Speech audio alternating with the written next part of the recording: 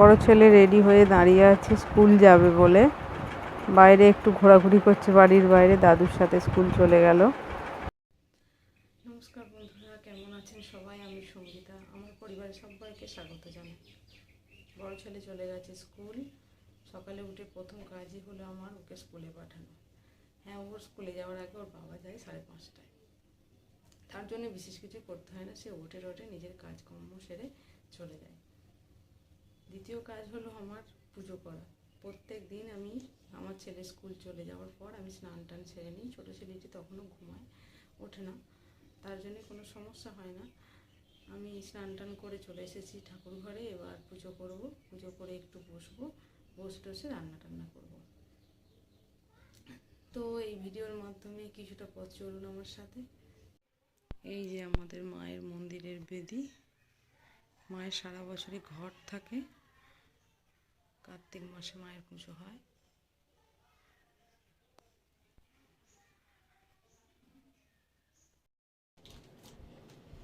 রান্না বান্না কমপ্লিট করে ফ্রেশ হয়ে এবার এসেছি রুমের মধ্যে। ছোট ছেলেরও স্নান টান করা হয়ে গেছে, ও আর আমি এখন রুমের মধ্যেই আছি। বেশিরভাগ দিন এই সময়টা ও আর আমিই থাকি।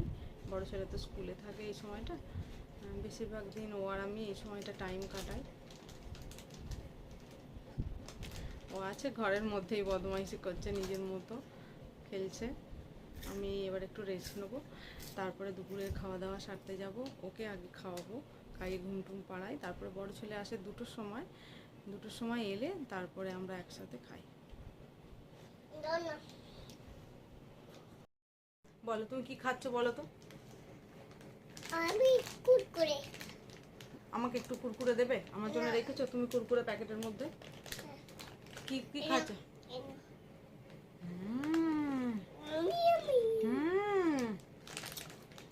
জিজ্ঞাসা কর সবাইকে খাবে কুরকুরে? সবাইকে খাবে? তোমরা কি কুরকুরে খাবে? তোমরা কি কুরকুরে খাও? আমি আর খাবো না, তুমি খাও, তুমি খাও। ভালো খেতে, তাই না?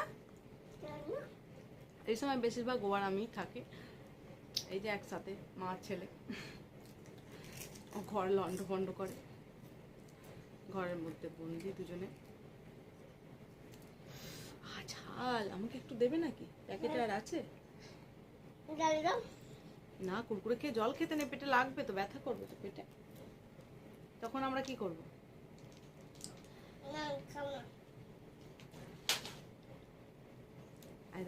এখানে কি বলে?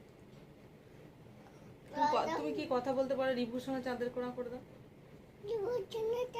হ্যাঁ, এইখানে বলো, এইখানে বলো, এই যে এখানে বলো, বলো।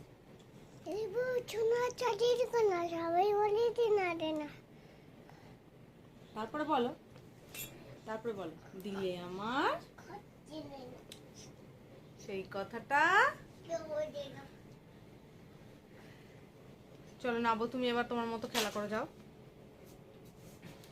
এই যে বসে থাকা।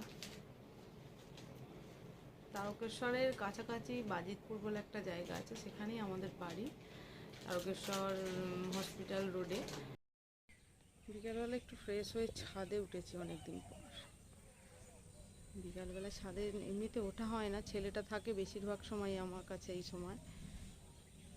এখন ছেলে একটু বাইরের দিকে বেড়াতে গেছে, তাই ছাদে উঠলে শুধু প্রকৃতি, চারিদিকে গাছপালা। এই যে গাছপালা ভর্তি আমাদের বাড়ির চারিপাশটা, এই যে চারিদিকে গাছপালা। আর এই তারগুলো দেখা যাচ্ছে, শীতকালে এই বাড়িতে এত জামা কাপড় তারগুলোতে দেওয়া হয়, তারগুলো দেখা যায় না, শুধুই জামা কাপড় দেখা যায়।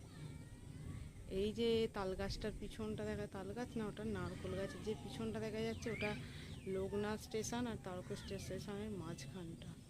আমাদের বাড়ি থেকে পুরো স্টেশনটা দেখা যায়, ট্রেন গেলে আমাদের ঘর থেকেও দেখা যায়, একদম স্টেশনের কাছাকাছি।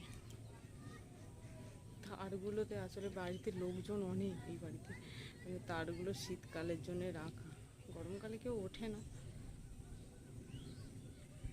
এই যে ছাদের চারিপাশটা পুরোটাই ফাঁকা, এই দিকটায় 3 দিক ফাঁকা, একদিকে বাড়ি আছে। আজকের মতো এইটুকুই। সবাই ভালো থাকবেন, সুস্থ থাকবেন, আর অবশ্যই আমাদের জন্য প্রার্থনা করবেন। ধন্যবাদ।